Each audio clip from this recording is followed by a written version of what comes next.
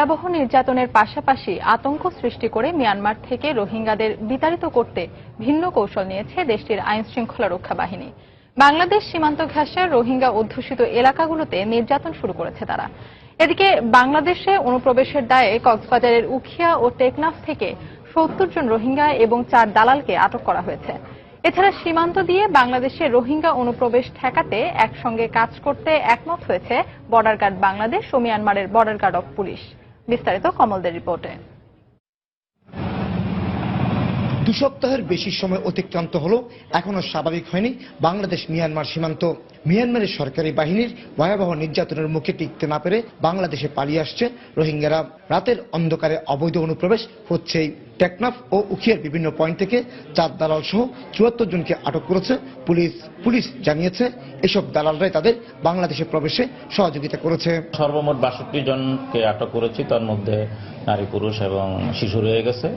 আমার থানাধীন এই আব্দুর রহমান কাটা একটা পাহাড় অঞ্চল আছে এবং ঠ্যাংকালি স্থান থেকে আমরা তাদেরকে আটক করতে সক্ষম হয়েছি এবং সবাই মিয়ানমারের নাগরিক।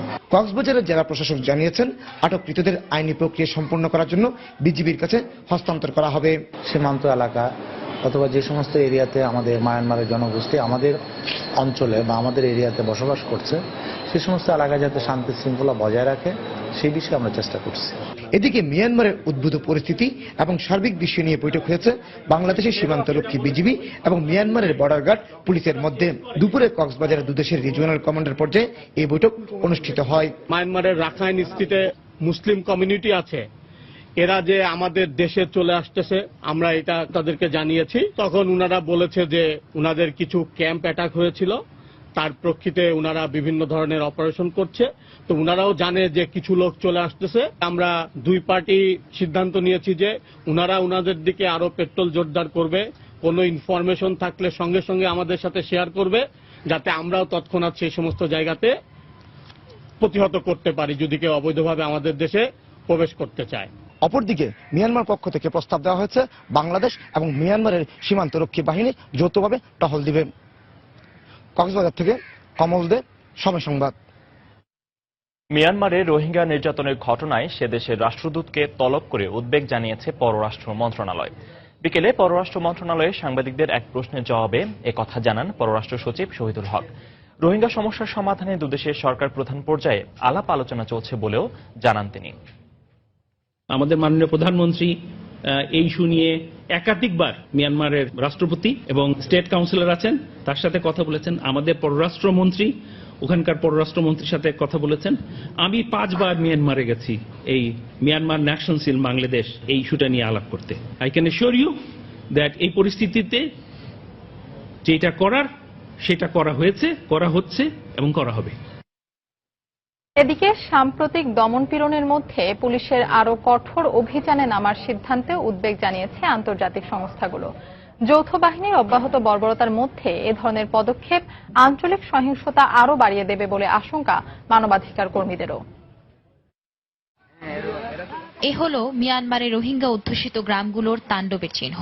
প্রায় প্রতিদিনই দেশটির সেনা ও পুলিশ চড়াও হচ্ছে সংখ্যালঘু রোহিঙ্গা মুসলমানদের ওপর। প্রাণ বাঁচাতে নাফ নদী পাড়ি দিয়ে তারা দলে দলে ভিড়ছে বাংলাদেশ সীমান্তে।